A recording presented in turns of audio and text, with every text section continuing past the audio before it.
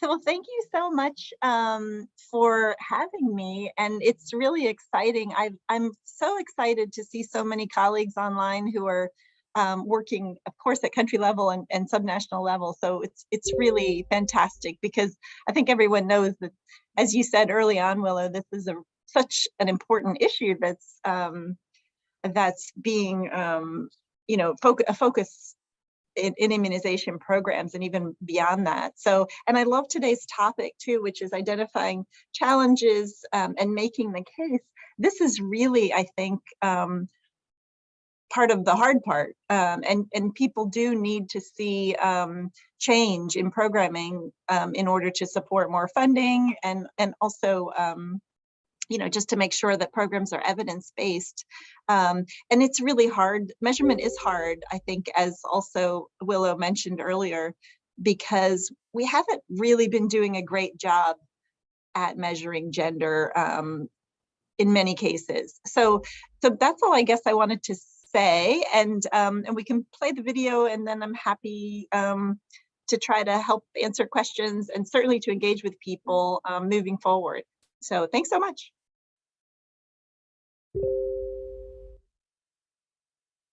I'll be very brief, but we did, as we did last week, we did want to be sure to talk a little bit about the importance of finding a way to both measure and also monitor gender-related barriers within the broader assessments that are being done within these zero-dose communities. And it's important to think about this starting from the very beginning, the design of the program, trying to think about what are the changes that you want to see, and then to be able to assess what changes you actually were able to achieve, you need to have a plan for that, and you need to have a way to collect some data. So we really feel strongly that gender needs to be institutionalized as a consideration within the broader program, and unfortunately, it hasn't been in a lot of cases. So we're pushing to try to have this happen more and more.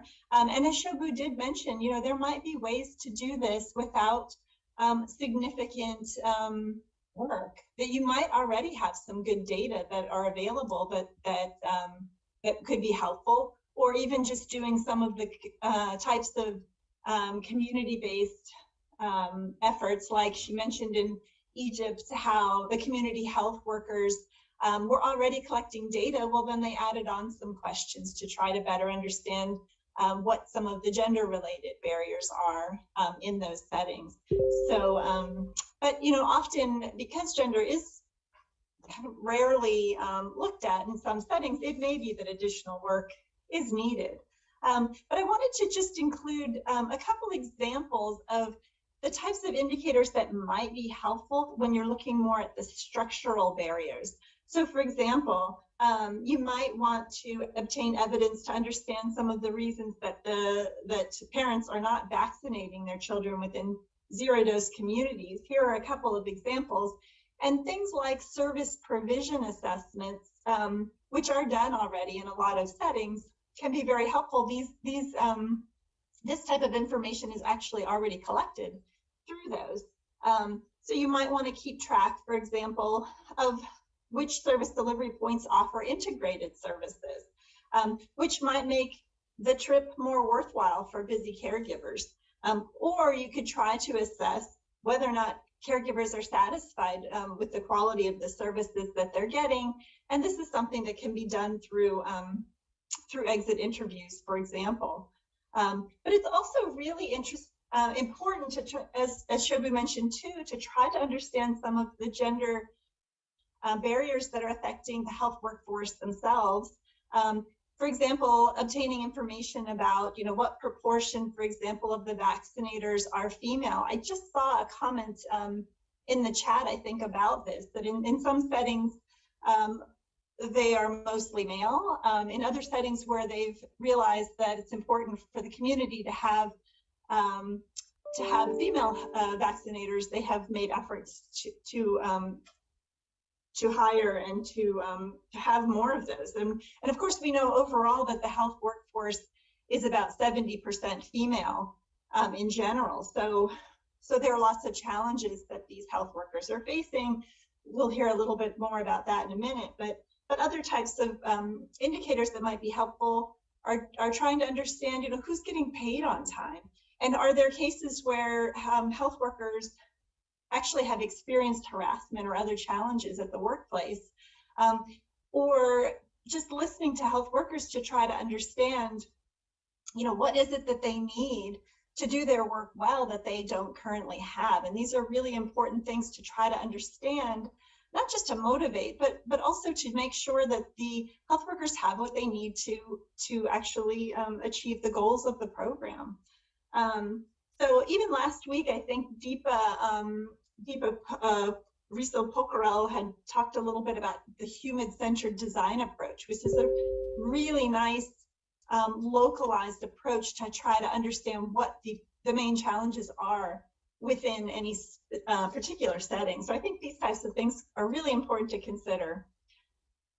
The other thing that we did just want to say, I think we mentioned this last week, but identifying barriers is one thing, but then monitoring barriers is actually harder to do. And it's really important because you want to understand, if you have implemented some sort of change in your program, what impact is it actually having, and how is it improving the situation, either for the health workforce or for the community itself. So there might be ways to do this without too much extra work. For example, trying to do some periodic assessments, or trying to find ways to integrate some of these questions or information into administrative data. As I mentioned before, exit interviews with people coming into facilities. There are also a whole range of possibilities with respect to getting feedback. For example, U-Report is a really interesting approach that's used in some countries. Just using community-based groups to support some of the efforts to try to understand what's happening.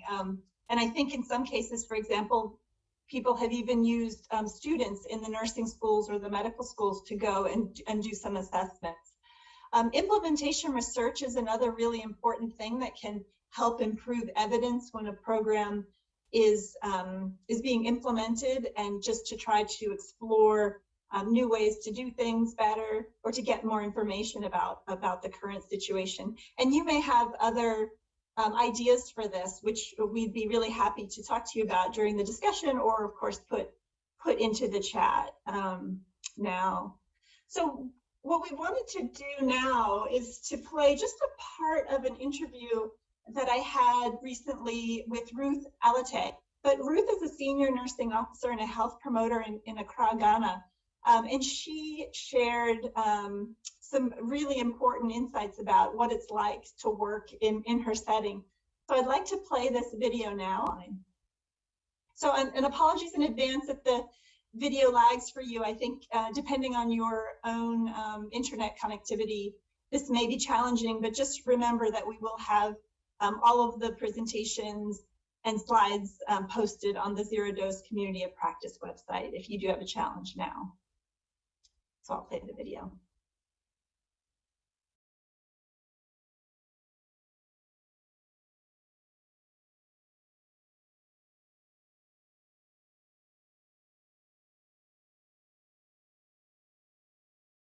Workers,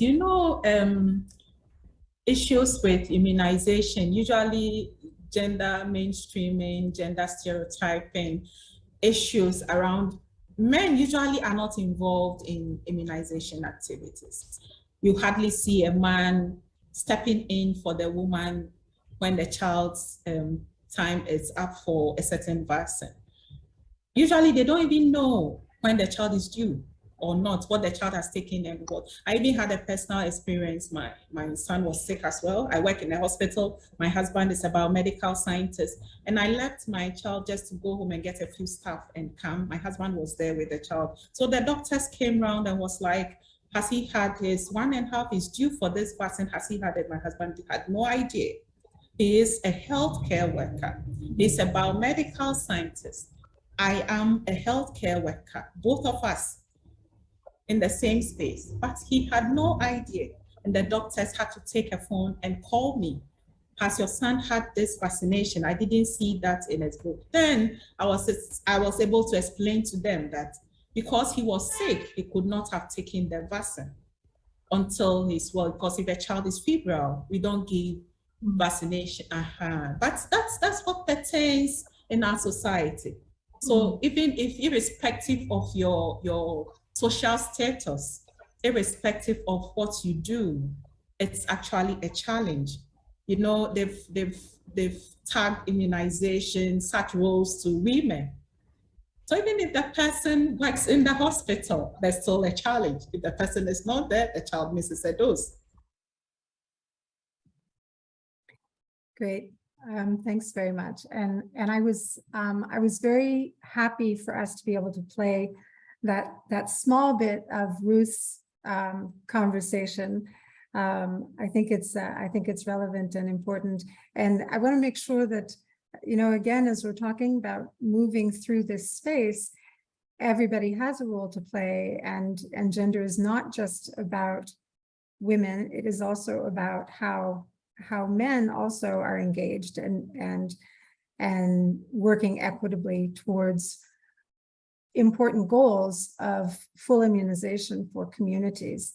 Alyssa, is there anything else that you would like to add before we go on to the next speaker?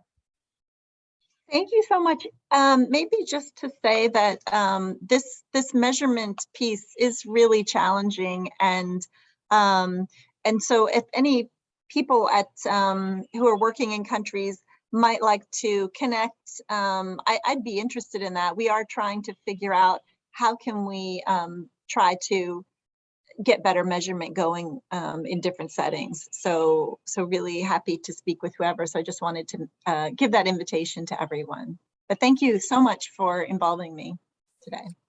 Thank you so much, Alyssa.